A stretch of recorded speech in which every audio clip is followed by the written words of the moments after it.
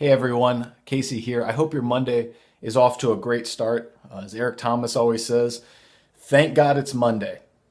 I hope you're feeling that today. Today is also Dr. Martin Luther King Day. And whether it is a day off or a day on for you, I hope that you take the opportunity and the time to do something to celebrate the legacy and impact of Dr. King on our society. Today, I want to talk to you a little bit about one of his most famous talks, and that is the I Have a Dream speech. Like me, you've probably heard it a dozen times, if not more, and really are moved by the passion in Dr. King's words from that day. Until recently, though, I was never aware that the speech almost didn't happen. In fact, he had given a talk very similar to the I Have a Dream speech a few times leading up to the event in DC that day, and some of his advisors talked him out of giving it. In fact, they told him that it was trite and becoming a little bit tired. So that day he gave another talk, and the talk was called Normalcy Never Again. I don't know about you, but I've never heard the Normalcy Never Again talk. Instead, and this is really the interesting part, when he finished delivering his prepared remarks, a lady from the audience called to him. Her name was Mahalia Jackson. She called to him and said, "Tell him about your dream." And Dr. King paused. In fact, if you watch the video, it's kind of a neat moment. He pauses. He had just put his notes together. He was done with his speech for that day. And he thought about whether or not to speak from the heart and give the iconic speech that he did. And he launched into it without notes, without a script.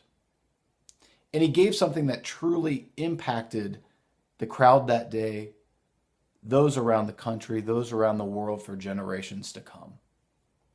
So here's the two big takeaways for me from that day. The first one is the one person in the audience, Mahalia Jackson, calling to him was so significant. Because if not for her, he would have ended his remarks, been satisfied with the speech that he gave that day, and moved on. The second really big takeaway for me is this.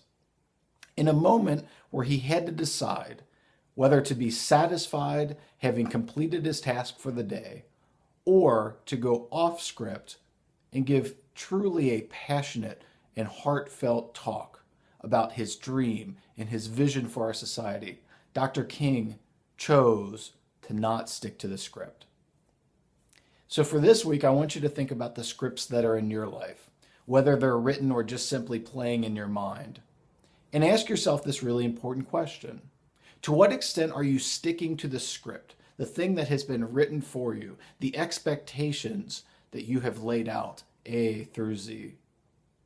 And consider whether or not you're willing to go off script.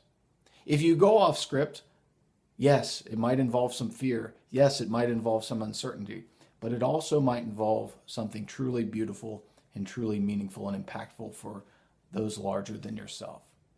So as you're going through your day and going through your week and you're thinking about the legacy of Dr. King, remember one of his most impactful speeches was never even planned that day. So don't be afraid to go off script. Don't be afraid to follow a path that might not be laid out exactly perfectly for you. We're going to come back later in the week and talk about some of the other insights of Dr. King's life and legacy. I hope this helps. I hope you enjoy it, and I hope you share it. Have a great day, and I'll talk to you soon. Thanks, everyone.